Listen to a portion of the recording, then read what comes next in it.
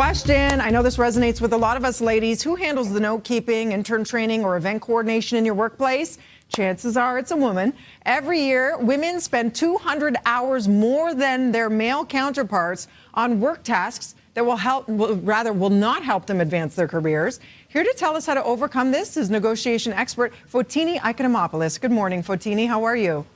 Good morning. I'm fantastic. I'm so happy to be here. Oh my gosh, we need to talk about this. We're going to help a lot of people today, hopefully. First things first, what does office housework look like? Okay, to put it simply, it's anything that is non-promotable task work. So it could be anything from taking minutes in a meeting, which means you're not able to be a contributing participant in that meeting because you're too busy scribbling things down. It's organizing office parties. It's serving on a ton of low-level committees, whether it's charity, diversity, the Christmas party, whatever, those types of things, playing host to guests who come in or training potentially new level employees who are coming in, showing people around the office, anything that doesn't contribute to your job description and that is promotable at the end of the year when you sit down with your boss and go, here's all the wonderful things that I've done. And it seems to be a built-in, baked-in stereotype, whether you have a female boss or a male boss. So why is it this usually falls on women to do? I mean, this is part of residual general systemic bias. It's the same reason why women are treated differently in negotiations. It's the same reason why the glass ceiling still exists. Even though our rules and our social norms have changed in society, subconsciously, we still see women a little bit differently. So our subconscious brain that has been built for decades still hasn't caught up to how society is telling us to treat women in the first place. So one of the reasons why, women are asked to do these things is because they also often say yes, whereas it's not unusual to hear a man say no or to push back. It's women are more afraid to say no to a lot of things in the workplace because they're worried about the backlash, because the backlash is a real thing. Bias exists. And yet you say saying yes to that work can actually devalue us. How? Yeah, so there's three issues that I find when it comes to this office housework. One is it's undervalued in the sense that there's so many social norms that are so important. Fostering relationships are important. But when it comes to that end of the year stuff, when you're evaluated, we as a society don't value it enough. So you're doing these things that are not contributing in theory to the bottom line directly. But without that those great relationships and that great culture, things wouldn't function properly. So until companies recognize that this is really valuable stuff, this is a problem.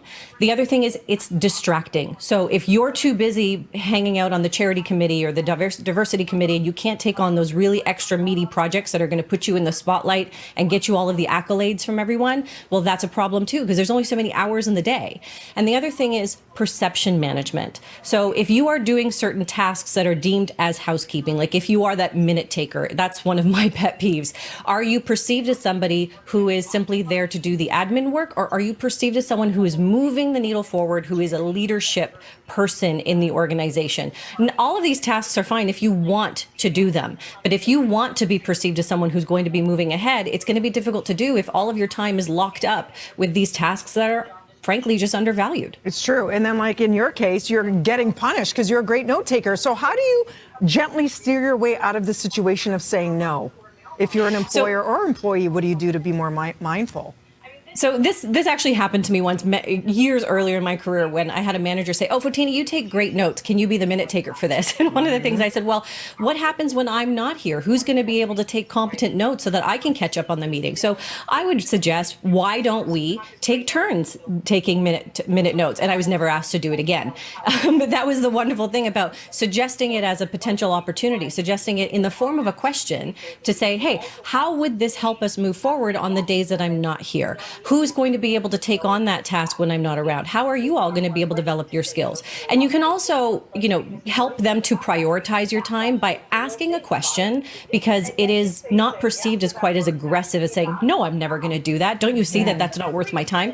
But you could ask a question and say, hey, what would you recommend taking off of my priority list in order to make time for this other thing that you're asking me for? And that's a gentle way of pointing out, I'm a really busy person and there are really important things that I'm working on, and this doesn't seem to fit the bill with that. So you can use questions instead of demands to make yourself be assertive but not be perceived as aggressive. So that, why don't we take all turns? Or what would you recommend taking off this priority list? Or who are you going to be asking next time to do this, so that we make sure that it's distributed evenly? All of those questions are a great way to steer the conversation in the direction that you want it to go without being perceived as that rude or aggressive employee. Brilliant solutions where you still maintain your integrity and keep your job, because you don't want to piss off your boss. Also, for employers watching, be mindful. We're out of time, but make sure make sure you're balancing that out more fairly and not putting all this pressure on one person because they happen to be a great employee and female. Love it. For more information, FotiniIcon.com. Always great chatting with you. Thank you, Fotini.